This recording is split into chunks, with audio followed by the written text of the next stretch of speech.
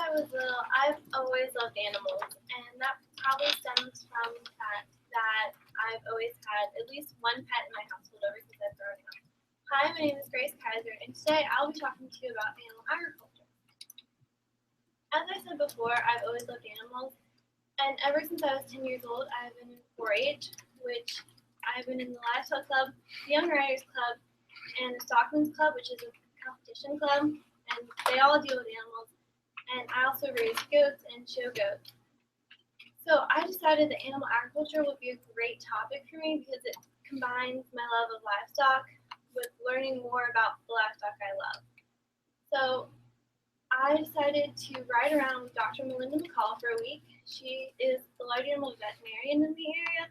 She services a bunch of counties, including Madison, Nelson, Louisa, and her home base, like where her office is actually in Louisa. So it wasn't that far of a drive for me, luckily. And I had a great time. This is a picture of a cow, and she had a twisted stomach, which is where the intestines twist up on themselves and nothing can pass through them. So she had to cut open the cow, reach all the way into her abdomen, untwist the intestines, and then sew her back up. And this is a picture of us putting a tube down her stomach, an esophageal feeder, and we had to feed her an alfalfa mixture to make sure that she was okay and she could eat and nothing had gone wrong with the procedure. Another really cool procedure I was able to do with Dr. McCall is a necropsy, which is an animal autopsy, and that was on a dead lamb.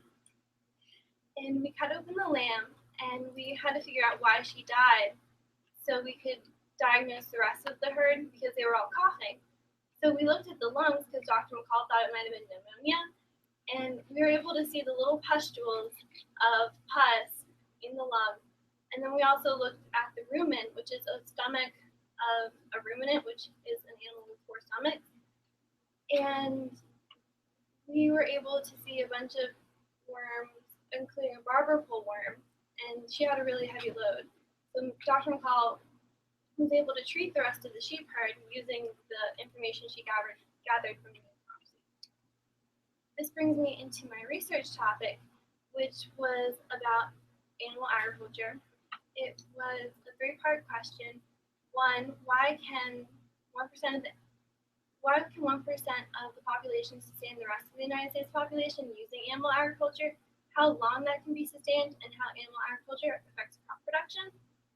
I found in my research that 1% of the population can largely raise livestock because of mechanization, which is big machinery like the robotics they use in the dairy cow farms now to milk the dairy cows.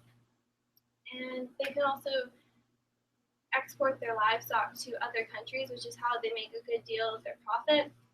I was able to figure out that animal agriculture can probably be sustained for 35 more years in its current state because the population is supposed to reach 9.3 billion by 2050. And our farmland is slowly disappearing, and more small farmers are being taken over by the large corporations. So there's not as many farms out there. And animal agriculture is affected and affects crop production because I found that animal agriculture and crop production work best when they're on the same farm because the animals produce manure on pasture and they're able to turn that pasture into cropland. And that's a better fertilizer than synthetic fertilizer because of the nutrients found in the manure. And it's really hard to have both livestock and crops on the same farm because of all the specialization and all the tools that are specific for the animals or specific for the livestock. For my community service portion of my senior project, I decided to work with a no-kill shelter in Savannah, which is called Caring for Creatures. My mentor was Amy Going, and she had been working at Caring for Creatures for 5 years, and she was my main go-to person for this portion of my project because she knows her way around really, really well, and she knows all the animals by name, which is really awesome because there are over 90 dogs and over 160 cats, and it's a no-kill shelter, so they are constantly taking in more and more animals that they can fit into their shelter, and it's a really, really clean place. Like, thinking of all those animals is like kind of overwhelming, but when you go there, it's really not. They have a whole map, and they have pictures of the animals as well as a description in a binder, and you're able to flip through the binder, find the picture of the animal, find the description and their name, and they have that in each room or in each kennel of the animals. And I was able to go and socialize with the animals, which doesn't sound like much, but it's really, really beneficial to the animals in order for them to be adopted out. And you give your animals at home a lot of socialization and attention, just not thinking about it. But the animals at shelters really need socialization and the human attention because they'll go feral otherwise. And they really want the animals to be adopted to a good home. So that's why I decided that my legacy should have to do with caring for creatures and providing supplies for them. So I decided to do like an angel tree, except it was during Thanksgiving. So I didn't really want to bring Christmas and Thanksgiving.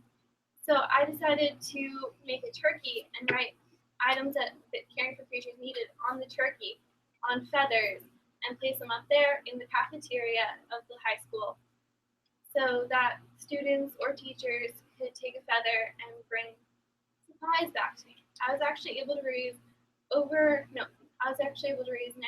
items. Most of it was food, which they go through a lot of, but I was also able to raise kitty litter cans, kitty litter, harnesses, and leashes, and the likes.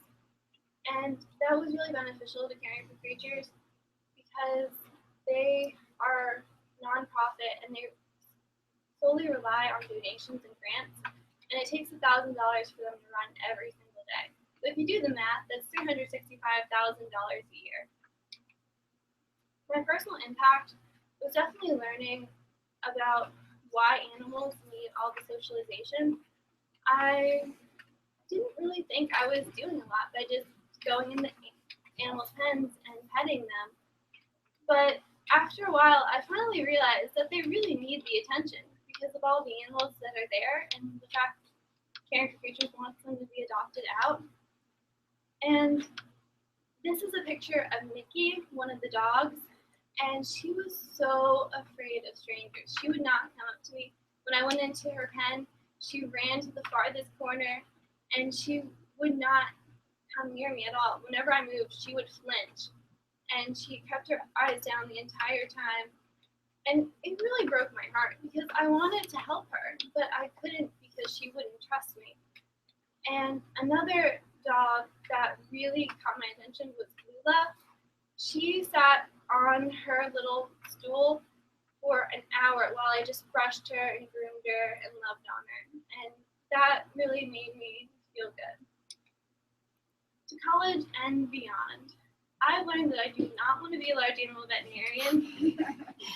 I don't have the confidence it takes to just get in there and do whatever needs to be done to the animal because I'm afraid I'll hurt the animal. So I decided that I want to be a psychiatrist, and I'm attending Virginia Tech in the School of Chemistry so I can go to medical school later on to become a psychiatrist. I would like to say thank you to all our judges and everyone here. And are there any questions? Yes. So you went from wanting to be a large animal to a psychiatrist, but where did the psychiatrist part come in through this experience, or did it? Or it didn't come from this experience. It just came from my love of helping people. So I decided psychiatry. Any other questions?